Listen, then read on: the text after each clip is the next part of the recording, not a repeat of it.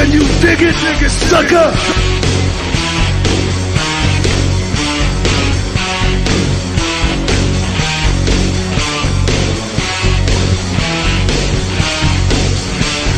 Ooh, yeah!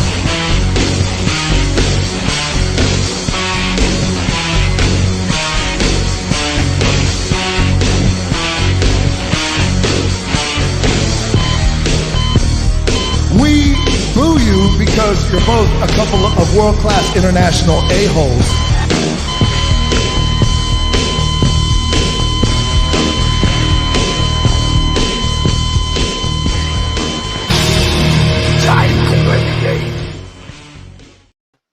The 2022 grind is off to a rip-roaring start, and we've got Lewis Perry, Jack Purcell, and our special guest, Iron Rip Bison, joining us. How you doing, Lewis?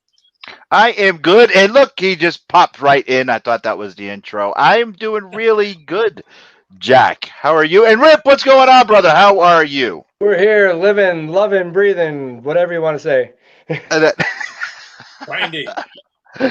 Well, it's a small world. Rip, I heard that you have a very pesky neighbor. Yeah, he spies on me when I come home from work and then blows up my DMs. How is that even possible that you guys are neighbors and just found out? Oh, I mean, I don't tell anybody where I live, so now he's like the only one who like knows my house. That is a small freaking world, man. Yeah, right? Holy crazy. Yeah, that is like beyond bizarre. And actually, Like, I've been here for a year.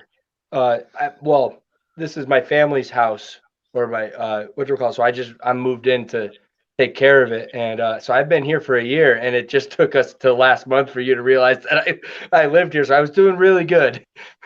That God help you. I mean, I can't get rid of the dude, and I knew him for 7 years. I mean, you're I feel bad for you.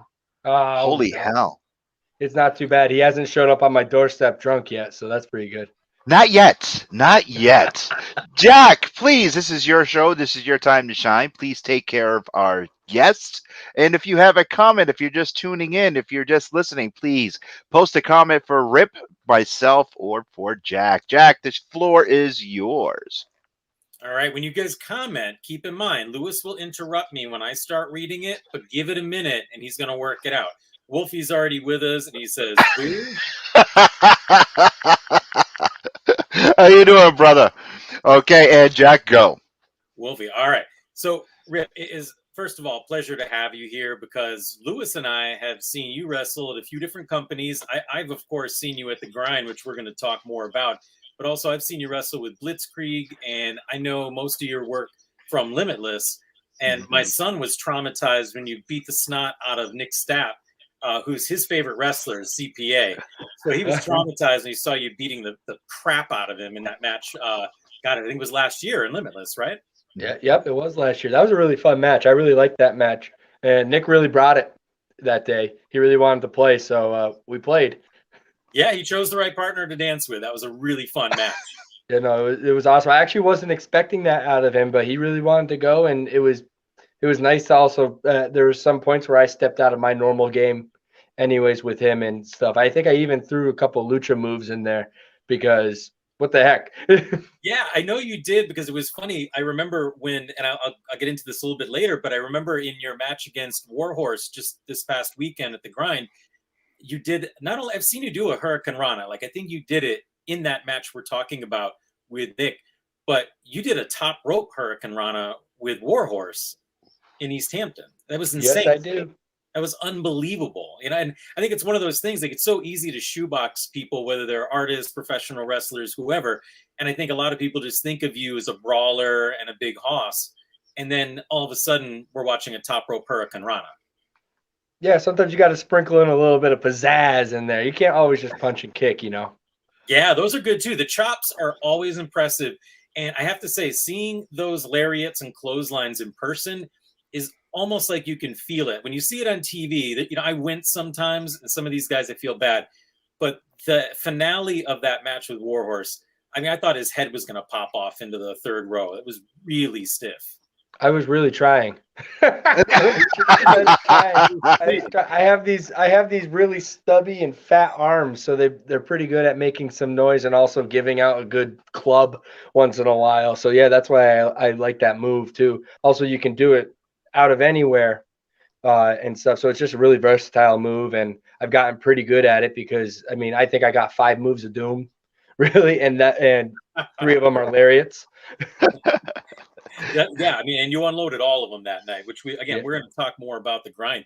But I have a little confusion. Like, I kind of thought that you were from Western Mass. Like, I thought Southampton, but then I went back and I was watching a match from Limitless, and they billed you from North Carolina. Can you clear up that confusion for me? Oh, I'm from Southampton, North Carolina.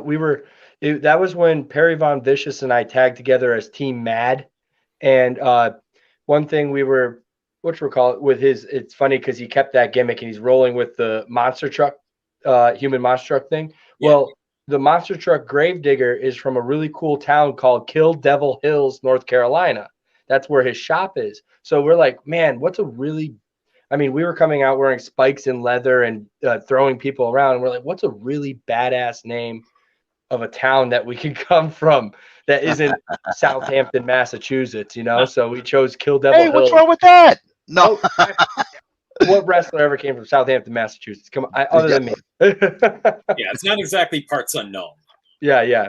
So it's a little bit better, and it's funny because I actually, when I was at Limitless one time, I got announced before I switched it to Rip City, USA, which was Ethan Scott's little addition to my gimmick.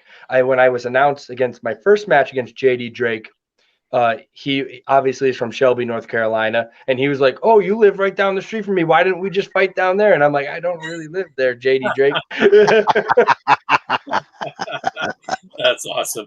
Wolfie says there was a band called Kill Devil Hill. I actually think I heard of them. Really? Yeah. I don't know those guys, Wolfie. Sorry. No, neither do I. With your lariats and your clotheslines, did you model them after someone? If so, who was your influence on them? Stan motherfucking Hansen. Oh, of course. The king of the lariato himself. I think of all the wrestlers that I've watched in 10 years of trying to steal stuff from people because you can't be original anymore. But I think I watched Stan Hansen the most. And obviously him and Bruiser Brody and a little bit of Dr. Death, but like Stan Hansen is always my go-to because he doesn't necessarily have the cleanest style, which I can't say that I'll ever have the cleanest style ever. So it's nice watching somebody. How does he get, like, he worked with Masawa, who's super clean, Kabashi, who's super clean, all those guys, they were all super clean. And I'm like, well, I'll never be that clean, but Stan Hansen, I can be Stan Hansen. He's blind and he's still having a good match, Like, I mean, I think I can probably do it half as good as him. Yeah. Where do you find your matches? Do you find them on YouTube? Do you go underground to get DVDs and VHSs? Oh, I go on YouTube. I go down the rabbit hole. There's a couple of really good old school, like All Japan accounts on there. I think Classic Puro 83 was one that I really watched until they got shut down, and I think they restarted it. And then there's another one, King's Arc. They have a lot of good stuff on there too. I love those guys. Okay. All right. Wolfie has a question for you, Rip. He says, or he asks, what your favorite match you have been in is, and the worst bump that you have ever taken. Okay. My favorite match I've been in, I think I have 4, which is, and I can't, whatchamacallit, the most recent Warhorse match that we had literally 4 days ago. That one was really good, really fun. My first JD Drake match that I had at Limitless. And there's a Big Beef match. My very first time I ever faced Big Beef was really good. And I guess you can also say the strap match I had with him, that was very good too. Ooh. So I guess those would be my 4 best matches. The worst bump I ever took was, and this is all my stupid idea, because for some reason I like Cactus Jack a lot too. And when I see him do his bumps, I can do that. If he can do that, I can do that. And so I do that. And one day I'll figure out that I'll end up like Cactus and, you know, but what you call it? I was up in Canada and I was wrestling this guy and I said, they had a metal entrance ramp that went down from like a 3-foot high stage all the way down to the ground. And I said, give me a back body drop onto that. And it was grating. It was metal like shelving that was welded to this angle iron. And I was aiming for in between the angle iron so I'd sink into the grating and it wouldn't be too bad. Well, I mistimed I didn't go over straight, we'll say that. And I landed right on the center of my spine, right on the ridge of that angle iron, and man, that was probably the dumbest and worst thing. I instantly regretted it for like a week and a half. Ooh, Yeah, that sounds painful. laceration or just a big bruise? Big bruise all the way up and down. Like my shoulder blades went perfect around the around it. It was, yeah, it was. I mean, I couldn't land more perfect on the angle iron if I tried, and I wasn't trying to land on it. Best words of advice that you were given from a legend or one of your peers? Warbeard Hansen, or Ivar from the Viking Raiders now. Before my first match, I was waiting and my music was playing and I'm ready to go. And I like have a 30-second intro in my music. So I'm waiting. All of a sudden I felt this big beard come over my shoulder and he kind of like whispered in my ear. He goes, "Don't suck." And that was the best, that was the best advice I ever got. And now every time I see one of my buddies going out there or someone I like, I always go up to him before the match and go, "Hey, don't suck."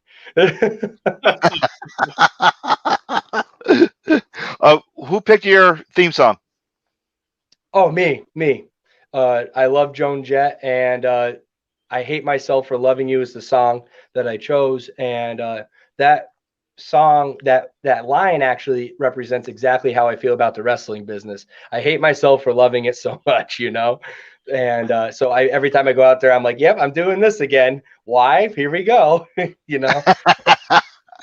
Jack, what is your next question? Yeah, I think a lot of artists in all mediums, whether it's pro wrestling or pen and ink or whatever, we all sort of have those thoughts like, why did we choose this form of torture? And we've been really fortunate over the last couple of years doing this to have guests from all over the place, like not even outside of the States.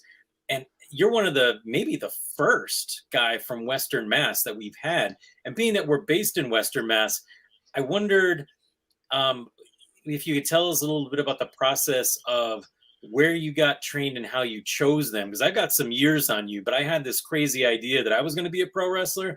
And I ended up going to a lot of shows that Killer Kowalski's school ran. They used to run at Mount Tom and all that. And I had a lot of people who were super generous with their time and gave me a lot of pointers. But unfortunately, I never made it, to the big stages that you're on. So where did you train and how did you end up there? I trained at the New England Pro Wrestling Academy, which is funny because that's also Killer Kowalski's school before it became that. Or no, it became the Chaotic Training Center, and then it became NEPWA. Yep. But I found them because I started training right out of high school. I graduated high school, and then instead of going to college, I joined the circus. And there was only 2 wrestling schools that had websites at that time. And I mean, this is 2012.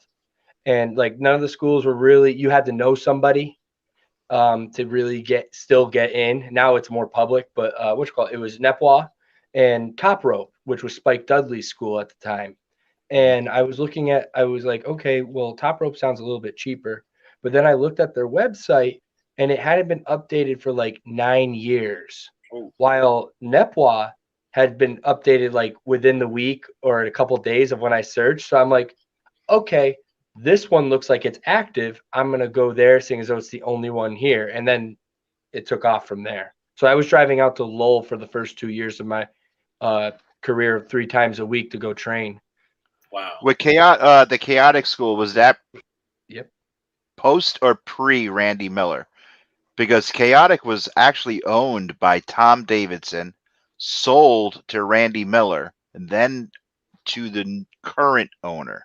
Actually, the current owner isn't. There's actually a new owner now. Yeah, I was there for Jamie Jamakowski. All right, so So I he think, bought it. Yeah, he bought it from Randy Miller because actually I was at the very original Chaotic underneath Tom Davidson and Randy Miller, going yeah, I back to think. '98. Oh, really? Okay, Yeah. Jamie never talked about that. He talked about his first Chaotic show, which I guess didn't go too good. He booked a big venue and they barely filled it supposedly, and he lost a lot of money. So, I mean, no, I was Jamie Jamakowski was the owner at the time, and Okay. I think someone else is now the owner because he stepped away. Okay. Cool. So you started Cool. training when you were like 18, something like that? Is that about Yep, right? 18, so I could sign the waiver myself. Yeah. Yeah, right on. Like how did your family feel about the idea of you going into pro wrestling? Were they supportive or did they feel like this is risky business? They said at that age, they said if you're going to try anything like this, you might as well do it now before you can't do it anymore. So I think they thought it was only going to last about a year before I really gave up on it. But they never told. There was a couple of times where I didn't have a lot of money because my job wasn't what you call paying for the car to go for, like I said, 2.5 hours out to Lowell Mm. 3 times a week there and back.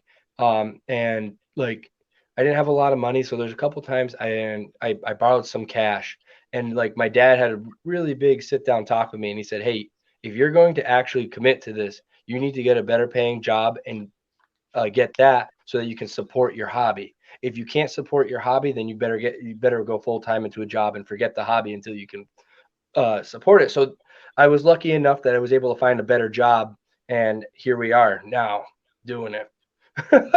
Yeah, nice. Well, I mean, it certainly paid off because, again, it's funny how the reason that I even had an inkling that you might be local to me initially is because I remember at a Blitzkrieg show, you pulled up in a really sweet truck and it Yes. was red. And you couldn't help but notice. And I was like, oh, that's Rip Bison. And then I saw that car in the neighborhood. I was like, no, there's nobody else who's got that. See, he's stalking you. I told you, Rick. It's kind of hard to miss. Yeah, I my terrible You're taste. doomed. Yeah, I know. My terrible taste in really sweet cars really doesn't help me sneaking around. That's for sure, because everybody knows either it's my giant black truck that pulls up that I have now, or it's the red truck, which is currently in a shop getting fixed. But yeah, when I show up, they know Rip Bison's there. Also, it doesn't help that when I get out of the damn truck, I'm carrying a big vest of spikes in my bag, and like I don't try to hide the vest. I just keep it out because it doesn't really fit with all those things on it Yeah. in the bag. So yeah, so everybody knows it's me. And then I have the long hair, and I wear my Zubas all the time, and so they're like, this weirdo over here, who's he? And yeah, no, it's Rip Bison. I'm not very good at being quiet. Glenn Portman asks, "Is Jack scaring you yet, Rip? Come on, I'm not scary, I'm Glenn." a little creeped out. Yeah, he's a little. And Wolfie wants to know: was being a pro wrestler always the plan, or did you fall into this somehow? I believe that he just answered that question. Oh yeah, it was. It was kind of all. I mean, I started watching wrestling when I was 5, and I watched it all the way through. I was the wrestling kid at school. Me and another kid. We would watch. One of us would watch Raw. I would watch SmackDown, and we would compare notes, type of thing. And I always wanted. I actually joined my high school wrestling team because I thought it was pro wrestling. And I walked in there, and my coach was like, "No, there's no ring here. Get on the mat." And then I got my ass kicked for 6 years. And but I got good at that. But I thought that was just so that I could be ready for pro wrestling. Or so I thought. Come to find out, I really didn't need that. But I feel better that I did it to become a pro wrestler. But yeah, no, pro wrestling was always in the back of my mind or whatever. I mean, like there's one period of time where I thought I was going to be in a band instead, and we were going to be rock stars and stuff. But I guess I'm living the rock star lifestyle minus the skill of playing music. I just have to throw myself off of things, you know.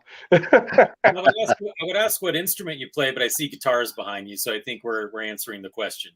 Oh yeah, no, I still fart around with the guitar. What you call it? It's that was always my favorite instrument. I did some singing way back in high school with I did guitar and singing at the same time, but that band gave up because they didn't want to follow their dreams, and I wanted to practice every day, so Nice. that didn't work out. That's how you do it, right? I mean, I don't know. I mean, you're a living example. Like, if you're not really grinding all the time, you're not going to make it in any sort of art form, whether it's pro wrestling or visual art or singing or whatever it might be. Exactly. And Rip, we've got a rare moment here. My girlfriend Kirsten is asking a question, and she wants to know if you had a favorite wrestler as a kid. Although you've kind of already talked a little bit about that. Oh no, well, my favorite wrestlers now are different than what I was as a kid. My favorite wrestler as a kid was Kane. I loved Kane. Nice. And I mean full mask Kane. I was really disappointed when he did that weird half mask in about 2003. And but when he took off the mask and I thought that was the coolest thing ever. He was scary again. And then he brought back the half mask, and I was so disappointed because Undertaker had gone back at that time to his old school gimmick with the the cowboy hat and everything. And I was like, oh, Kane should come back with the full mask, but he never did. So I never really hopped back on his wagon. But yeah, Kane was my favorite. And then Mick Foley was also one of my favorites too. Yeah, I mean, he's an amazing performer, and I had a chance. I don't know. Have you gotten a chance to meet him before? Have you spoken with him? No, I have not met Mick Foley, and I really want to meet him one of these days at a show. But I'm not usually booked on shows that bring in people like that. So whatever. I guess I'll just have to book him at mine. Yeah, well, I was just gonna say, I think you might. Well, we're gonna talk about that. You may have an opportunity. I was fortunate to meet him at a show when I was doing a signing for DC at a convention, and he was set up, and he was so cool. And this guy was like, You guys are making me feel bad here. Yeah. A million people. What are you talking about? But Mick Foley, he was multitasking, doing 1,200 different things. He was calling everyone by the right name. The guy was like so razor sharp and super genuine, authentically nice. It was awesome. And somehow he knew who I was. He was reading Green Arrow at the time, and I was working on it. And I'm like, holy crap. Like, Mick Foley knows who I am. This is awesome. It totally made my day, no matter what else happened that day. Mick Foley is one of the nicest people that you can ever meet.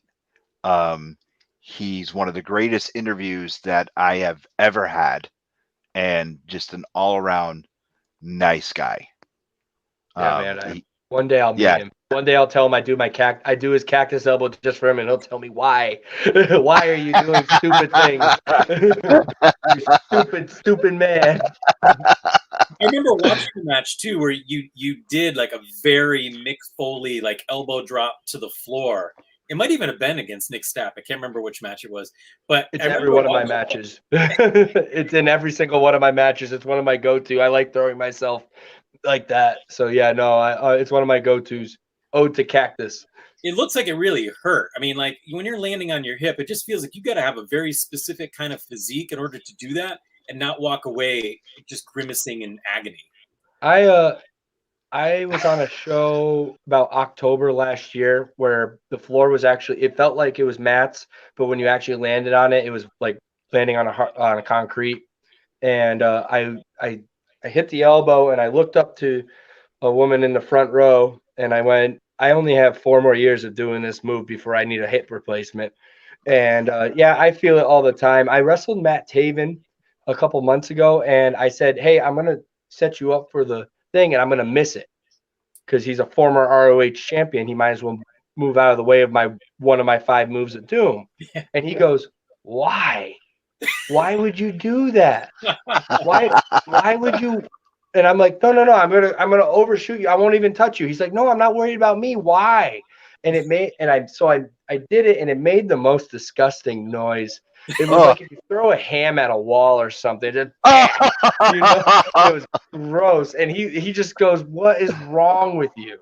In the middle of the match. Yeah. And here comes Wolfie with an insane question, Jack. Oh, Wolfie. Who would win between Rip and Lewis in the ring? Are we talking about purple-haired Lewis in his prime? Let's go with that. I'm going to say Rip. Rip would beat me up and take the Angry Geeks belt, and it would be Rip all the way. Rip for the one. I'd probably just take that belt and swing it around my head too. I got 2 of them. Don't worry about it. It would be Rip for the 3. Rip for the 1, 2, 3 for sure. It would be Rip. Even back in the 90s, it would be Rip. Rip for sure. So Rip, Uh, go ahead, Lewis. Go ahead now, Jack. Go ahead. Go ahead. Well, I guess I was just curious because I've asked a lot of people about their regimen and what they do, and when I'm stalking, I mean, looking at your Instagram, there's a lot of posts, and you do. My garage doesn't have windows; he can't peek in. You're obviously throwing a lot of heavy weights around, so it's no mystery how you've got the size you've got. But in terms of like training, like when I'm seeing you do a hurricane run off the top rope, like are you in like a ring somewhere? Like are you in your own ring practicing? Because it seems like one of those things like you got to make sure that you're always sharp with that. And if you're only wrestling, once or twice a week, how do you maintain like all the skill set? With the Rana off the top rope, I never practiced that. Wow. What you call it? I one day I was wrestling Perry Von Vicious. It was actually on the same tapings. I wrestled Nick Stapp, and our match was earlier in the weekend because it was like 50 matches were taped, and then they were spread out over a couple of weeks or however many weeks. But anyways, it was like the day before, and I was wrestling Perry, and I trust Perry, and I went, "Hey Perry, I want to do a Frankensteiner," and he's like, "What?" And I go, "Yeah, I want to do a Frankensteiner. I know he came from California, so he was good at basing for lucha.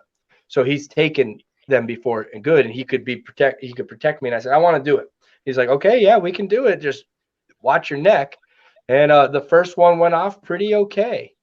So I decided repetitions would come in handy. So every time I thought a guy could give it to me or take it safely, I would throw it. There's only been a couple of times that the guy has dropped me on my neck.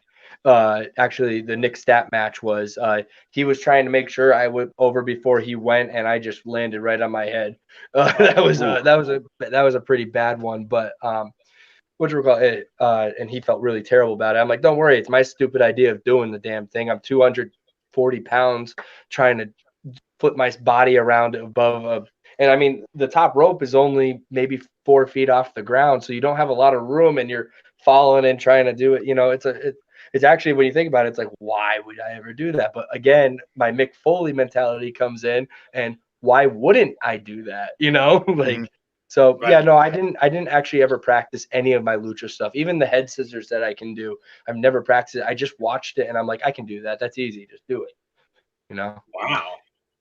Have you ran I'm a into freak athlete? have you ran into a language barrier while working with a partner? Not yet. There's a couple of guys who had a really heavy Spanish accent, but that wasn't anything terrible. I'm about to find out. We're starting to book Japanese guys at my promotion Grind. We'll talk about that later. Yes. But so we'll find out there. But luckily, my girlfriend Delmi XO is fluent in Japanese because she went over there during high school, and she's also been over there in the past 2 years to do some wrestling for Marvelous. So she's fluent with Japanese. So if I ever need any help with it, I mean, wrestling is a international language, but for the little nuances, I think we can get by with her. And I know a little tiny bit. I can say hello.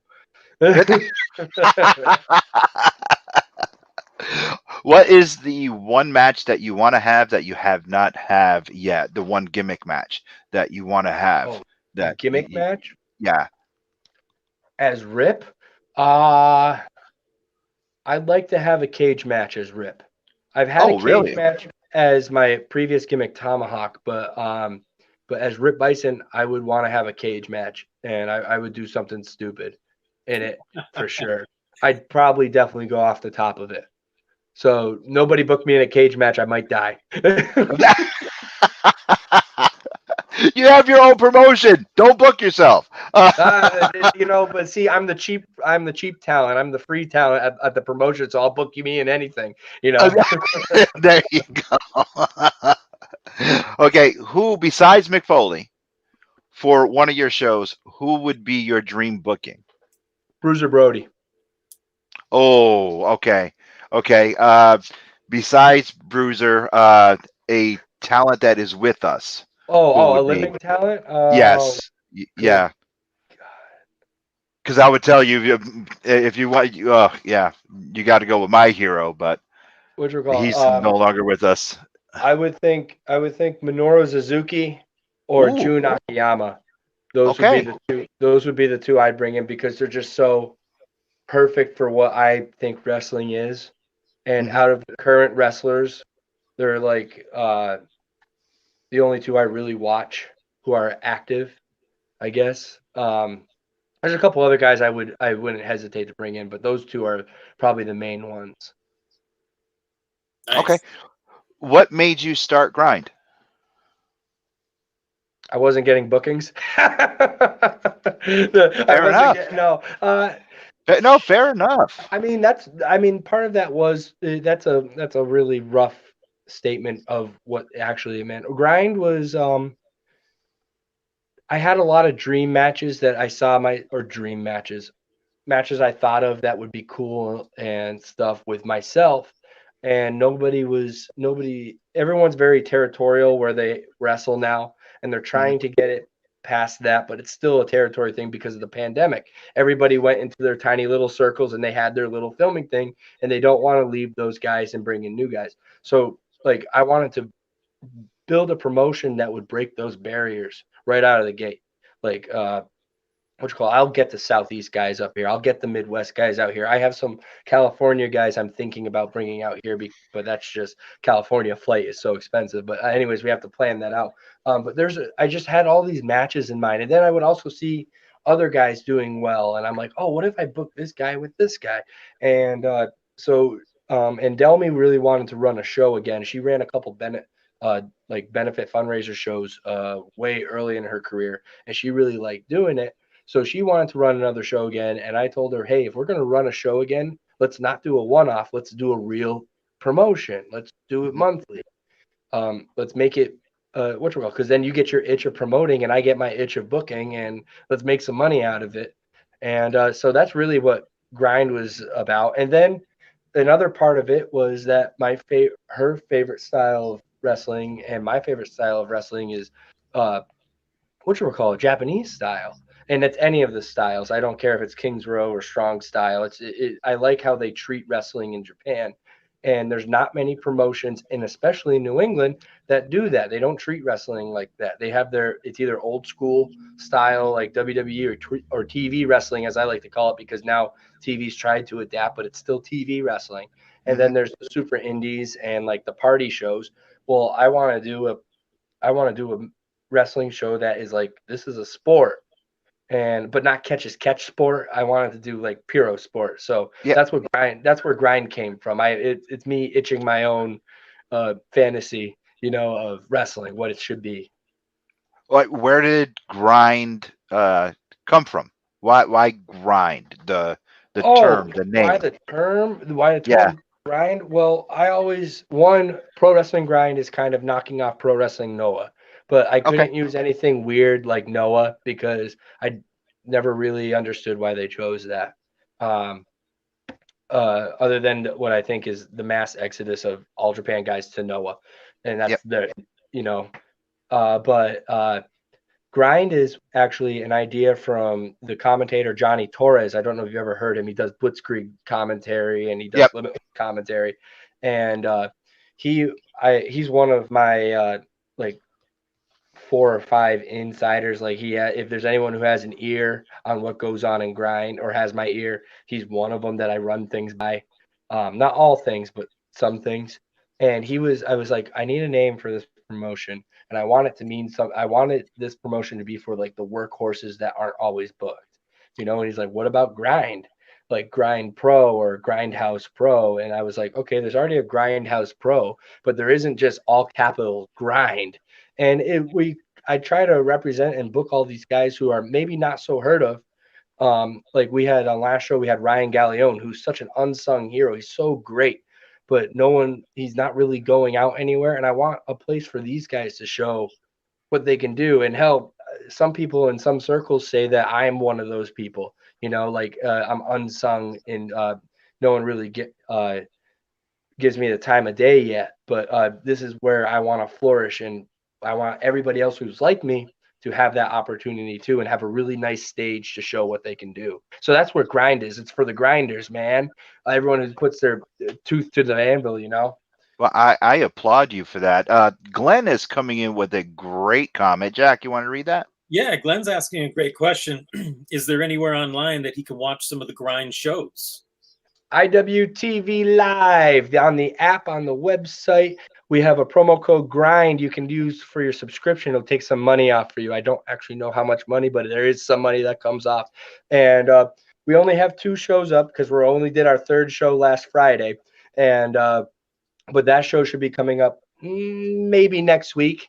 I think that's where we have it scheduled. It'll be so we got this is our fastest turnaround for a show yet. So hopefully, use promo code GRIND at the subscription window and save some money, and you can watch all of them on there. Or just come out to East Hampton, Mass at the Pulaski Club and hang out with us there. It's a hell of a time, cheap drinks. There's some pretty good food there, and we won't try to wreck the building on top of you. And when is your next show there? February 25th.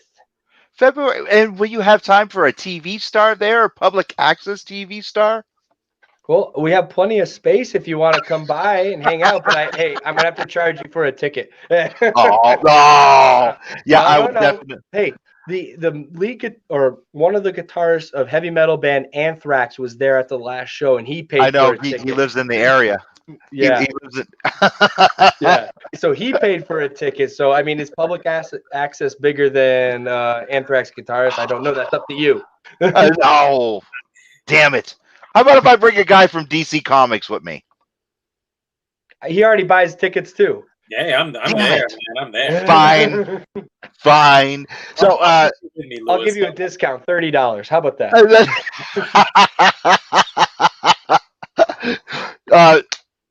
Do you have any matches that you can announce for this next card? Well, we've we have just announced our first match for the next card. It's Logan Black versus the Big Bag Kaiju O'Shea Edwards, and that match is going to probably wreck my ring, wreck my barricades, wreck the building, and I can't wait to see that. You know, like that's so great about booking some of these matches. Is like also I don't know if it's a first time matchup. It seems like from the way people are reacting, it's a first time matchup, which I don't understand. One's from New York, one's kind of in the New Jersey area all the time. You would think that they would cross at some point and wrestle, but it's like, how do people not? If it is the first time, correct me if I'm wrong, but if it is the first time, how is somebody not booking this? Yeah, no, you know, it's the first time they fought, because I was thinking the same thing when I saw the announcement tonight. That is going to be a killer match. And speaking of which, like you talked about destroying the ring and the barricades. That match with JD Drake and Jay Freddy was insane. That almost destroyed the barricades. That was insane. They took out one. Yeah, it's pretty bent up.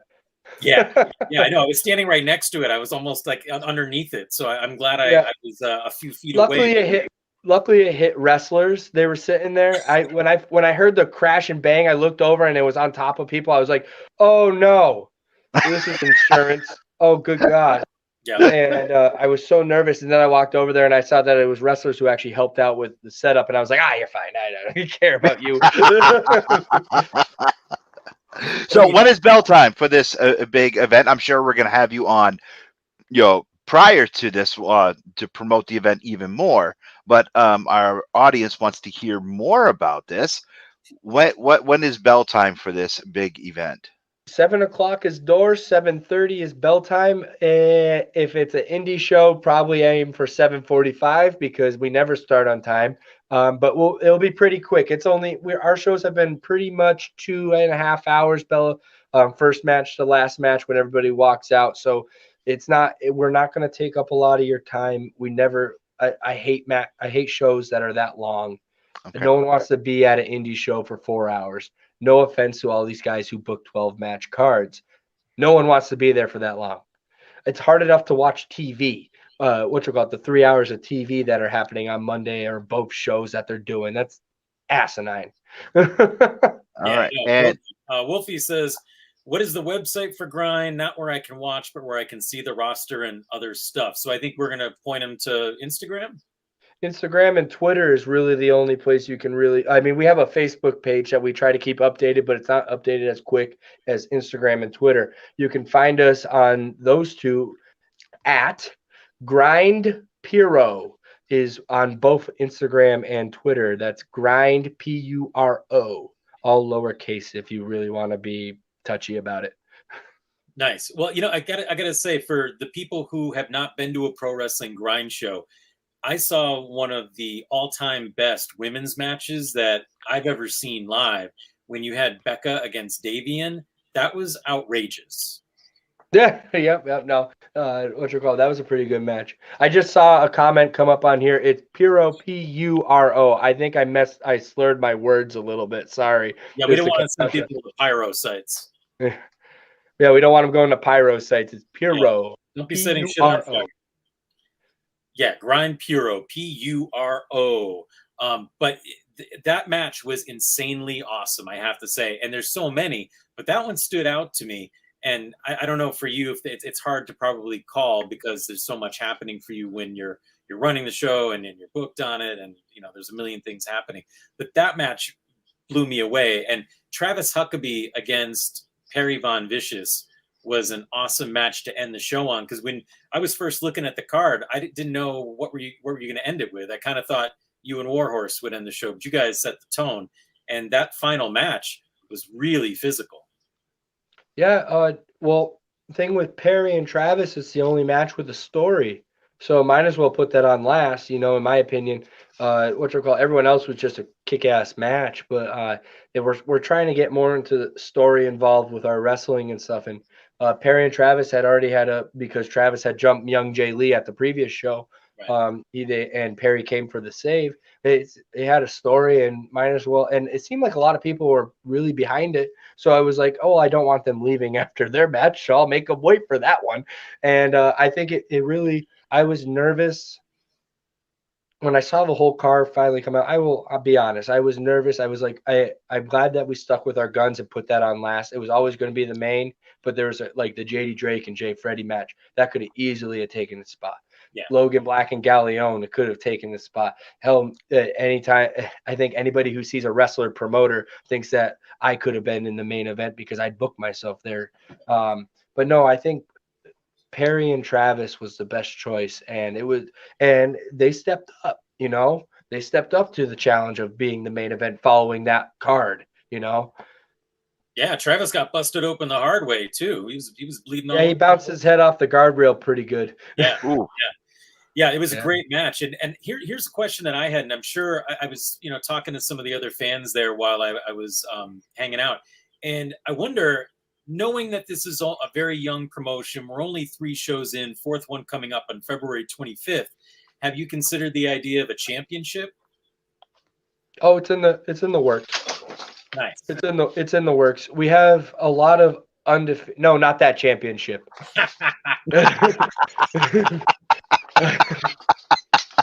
No, a real championship, damn it. Come on. That's the #1 podcast in New England championship. Oh, okay. Yeah, well, see, we're not a podcast. We're a pro wrestling company. Anyways. Yeah. One day you'll have a podcast, then you'll have a problem. When the Grind podcast starts up, you'll be in trouble. I thought I was going to be the host for you. Wow. Oh no, we got some talkers. Like, watch out! You have to try out. Send in a resume. Wow! I'll do what most wrestling promoters do and just leave you on red. Ouch! Ow! Now hates you. Lewis, I got to back it up a comment. So sure. we missed one of our friends of the show who knows a whole lot about pro wrestling who made a comment, and he goes by a few different names, but we have Michael Chickowitz who says, damn those pandemic speakeasies. Speakeasies? And I think that we kind of got lost in the midst of that whole conversation, but I think you were talking about how people kind of kept to their circles in pro wrestling. Oh, it was almost like a territorial thing. But there's a guy who I'd love to see booked on Pro Wrestling Grind. We should talk more about him sometime. I'm sure you know Facade. Yeah, I know Facade. Oh my God, that. Yeah, I know Facade. I don't know if he remembers me. Last time I saw him, I was a clean-shaven Native American with face paint on. Yeah. I wasn't this, but yeah, I know Facade. I've been at a couple tryouts with him. Nice. Yeah, he would fit right into the grind. He even wears Yes, he would. Yeah, How he is wears- the leg, sir? That's what I want to know. the what? Facade. He had an injury, and I wanted to know how he yeah, was yeah. doing. Yeah, Yeah, I want to know how I think he just came back. I thought I just saw him on a show. Oh, okay. All right. But that could be anybody, honestly. I don't really pay attention. Okay. I didn't. I had the comment up, but it didn't click that. Oh, okay. Yeah, he was checking in. So that's. And he says he remembers. There he is. Awesome. Well, the Pro Wrestling Grind shows in East Hampton, Mass. is friggin' awesome. By the way, I love that there's a Western Mass promotion running, because one thing I really liked about your show is that there's a very clear identity, and you've already talked about that a lot.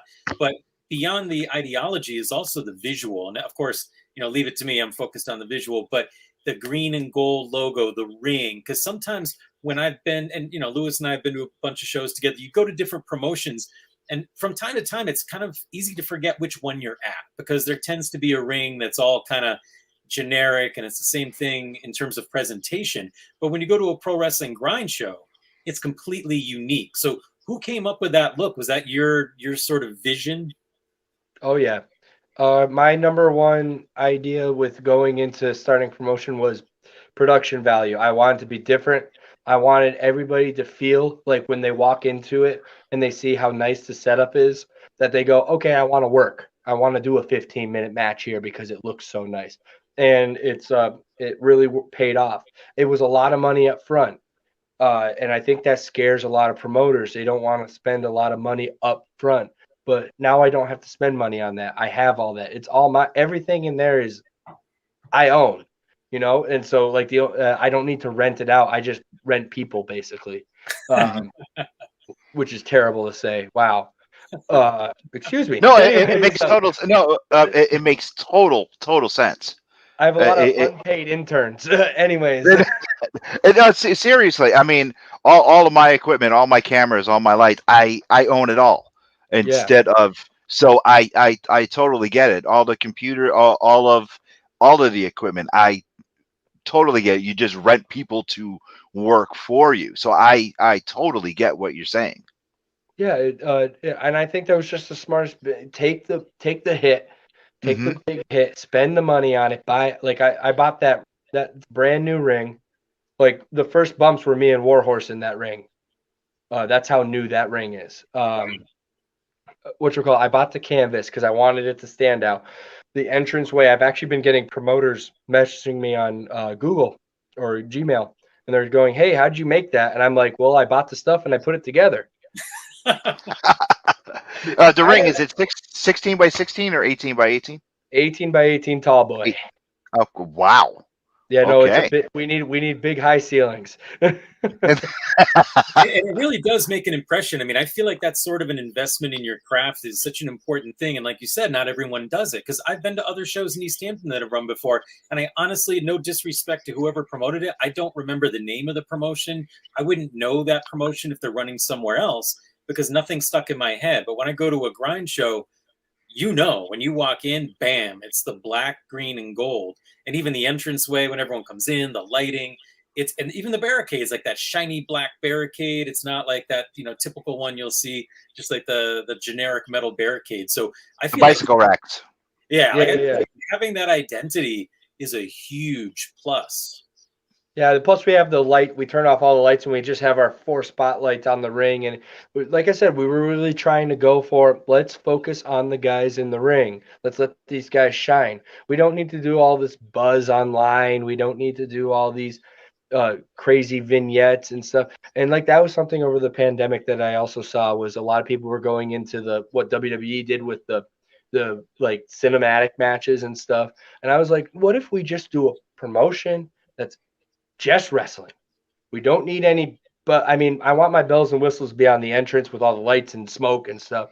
And one day I'll have sparks, but because I'll invest in that. But I wanted it to focus on and make the wrestlers look important. They're the reason why you came to a wrestling show. It's not to see silly promos or hear people talk to each other. It's to see the wrestlers. So I wanted to give them a really nice stage to do their craft, you know? Yeah, I think it can't be underestimated. I mean, I can't emphasize that enough to you. I mean, I'm seeing you wear that Pro Wrestling Grind T-shirt. I got the nice fancy sticker on the back of my iPad. I think it's cool as hell. Like I love the design of it. I mean, again, it's obvious that it's not just some Joe Schmo who designed that logo. Like there was real thought that went into that. I'm not mixing up that logo with anything else. Yeah. Oh, well, big shout out to Alec Hugel at Dragon Sleeper. He does a lot of artwork for wrestling artwork online, and he's on Twitter if you type in Alec Hugel or Dragon Sleeper. And I bought a couple of his shirts, and he did a advertisement that he's like, and he has like a 1 day turnaround for things. So I had him do my first Rip Bite or my second Rip Bison shirt. The one that with the Love Gun Lariat shirt has my likeness on it and stuff. And it's funny because you're working on a shirt with my likeness now too. But it was the first shirt with my real likeness on it. And I loved it so much. And he had the Japanese already on it. And I didn't even ask him for that. So I said, hey, I messaged him. I said, hey, you're doing logos for stuff. What do you think about doing a promotion? And I think I was one of the first. I think I know of two that got him to do his promotion. I think I was the first guy to ever go to him to design a promotions logo. So whatchamacallit? So that feels special to me, and I love his work. And I mean, man, this is such a great logo. You can see it from a mile away. It's awesome. Mhm. It's great in the middle of the ring and stuff like that. And actually, who did another shout out for artwork people? Dave Cole, the wrestler, actually painted my canvas. He was Really? the guy who did my canvas, and it was the first time he had it. And I feel so kind of cool that Grind was the first time for some of these artists, you know, with the logo. And then it was the first time he ever did the ring, the big green border around the ring that we have. He's like, I've never done that on the ring. Let's see if we can do it. And he did a stellar job, and it's just so wonderful. It looks so great. Every time I pull up and set up that ring, it's just like, you know what? I could take away the entrance, the barricades, and this ring just looks amazing, you know, and that's all I care about. Yeah, it's killer, man. I just think I can't say enough about it. The first time I went to your first show, I walked in, I thought, holy crap, like this is serious. Because I've been to some promotions where, you know, it's cool. It's a great match. There's great talent on it, but you walk in and it sets the tone for the evening. And I think that's nice because it really makes the promotion stand out. And I'm sure that you don't want to spoil too much. And I'm not asking for any, first dibs on information, but I'm just wondering, you must have a laundry list of talent that you want to book. If you were to name a few that were on the top of your list that we haven't seen make their debut yet, is there anybody who you're thinking about debuting in 2022 we might get a clue or hint about? That's what I was just going to ask. We do have a couple that are scheduled to make a debut in the coming months. We have Jaden Newman he was down south at TWE and Action Clash. He really impressed me at the Restival, and he's such a sweetheart to talk to that I was like, okay, we got to book this guy. Gary J from the Midwest, he is going to be coming up here soon. I won't tell you who he's facing, but that match is going to be absolutely nuts. Probably the hardest hitting match I've ever booked. And then, I mean, we have a couple. No one really serious. We're going to start recycling guys from the first show. I want to get Kevin Koo back up here. I want to get JD Drake back up here. Warhorse, I want him to come back up here. I want to start making these guys regular to the area. You know, I don't want them just to be a special attraction. Let's have people see what they can do, you know. So we're pretty much, we're going to be about 4 months in and we'll be done with our debuts, and then we'll start recycling guys. We're going to get Culture Inc. back up here. We're going to be talking to the Japanese guys, and maybe those will be more of the debuts than the guys around here, but we'll try to put our normal roster against them and try to mix them in with that. So that's really what I can give away to you right now. Oh, also maybe there's a certain cowboy from the Midwest that's coming possibly in a month or two. The one called Manders will be coming up here, and that'll be really fun. Can I make a request? Oh boy, you know how many people make requests? But I think this is a good. I think this is a good one. This is an informed request because at the first grind show, the first time I ever got to see this guy was at your first show, and it was Merc against Logan Black. That was awesome. Well, maybe I can give it away, but maybe Merc will be coming up in a month or two. Nice. So Yeah, how no, often will Grind be having an event? Bi-monthly, monthly, quarterly? What would the schedule be? Trying to do monthly. Hopefully cool. get up to twice a month. Ooh. What you call it? The thing with Grind is that yes, it's starting around here, but we have big plans on expanding. We don't want to just stay here. I think Okay. a lot of wrestling promotions shoot themselves in the foot if they stay in their area. I want to be a little bit risky. I kind of want to go places, and that's why I'm trying to build these relationships with the southern guys.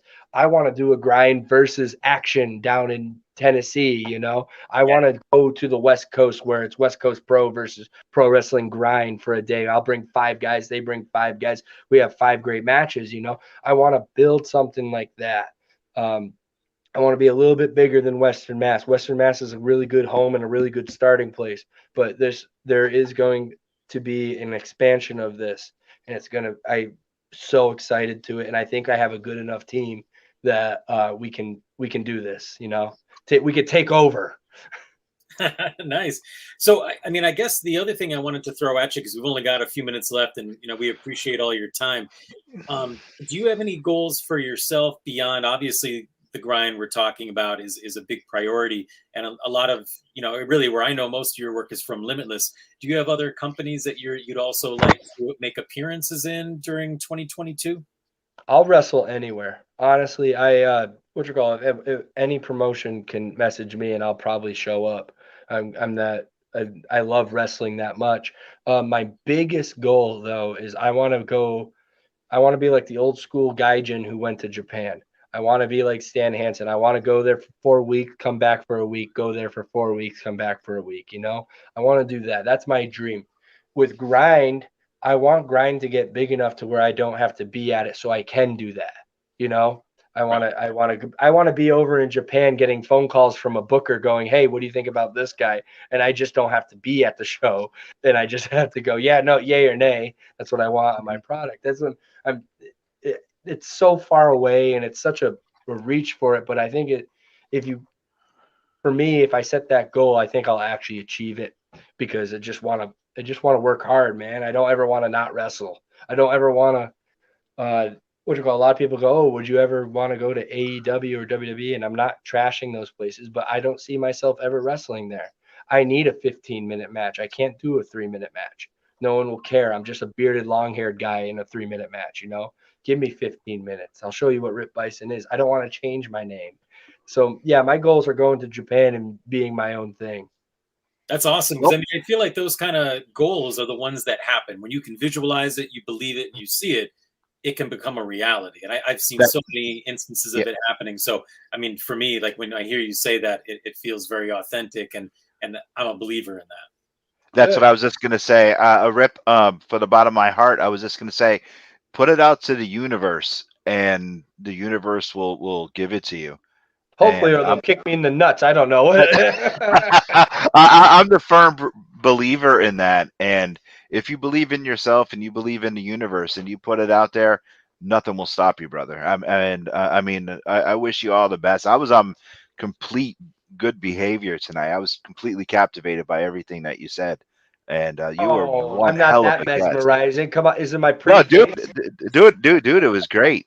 It was great tonight, man. I had a blast. You were one hell of a guest, and we definitely got behind in a lot of comments. Rip, we're running out of time. We got less than a minute left. You want to pimp your wares? Please tell people where we can find you. Find Grind online one last time. Where can I find those t-shirts too? The t-shirts are too cool, man. If you're only hearing this on the podcast, you're missing out on the cool t-shirts. We'll make sure that we put it up on our social media so you can see what I'm ranting about. But where can people get a hold of this stuff, and where can they see more about the grind? What you call it? Pro Wrestling Grind is on Twitter and Instagram at Grind Puro. That's Puro, Grind Puro. And we also have a Facebook page, but that one's a little bit behind on what we're doing. So if you want to stay up to date, it's Twitter and Instagram. What I'm doing, you can follow me on Instagram at RipF and Bison, and you can find me on Twitter at Iron Rip Bison, or it's vice versa. I can't remember which one's which. They're both the same. If you type in Iron Rip Bison or Rip Bison on both of them, I am the Rip Bison. And that's pretty much it, man. And for these T-shirts, either you can pick them up at a show, or you can probably DM one of the Grind pages, and we can set it up that we ship it out to you. I think we're trying to set up a store with somewhere, but don't quote me on that right now. I have to talk to my real boss. But yeah, so that's it, man. Awesome. All well, right.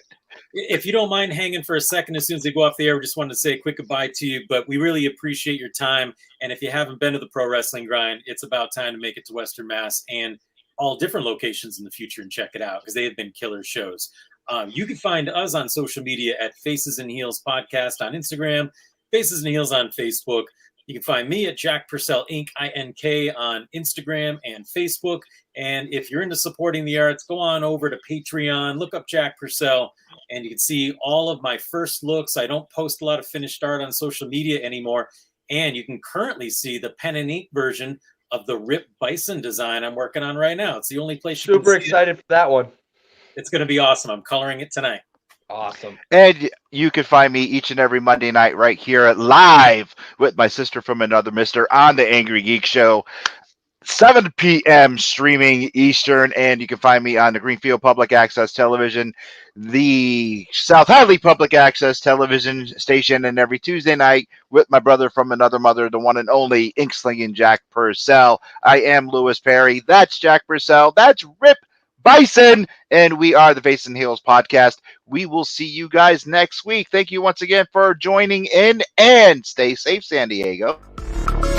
This has been an Earplug Podcast presentation, found on earplugpodcast.com, iTunes, SoundCloud, and wherever your favorite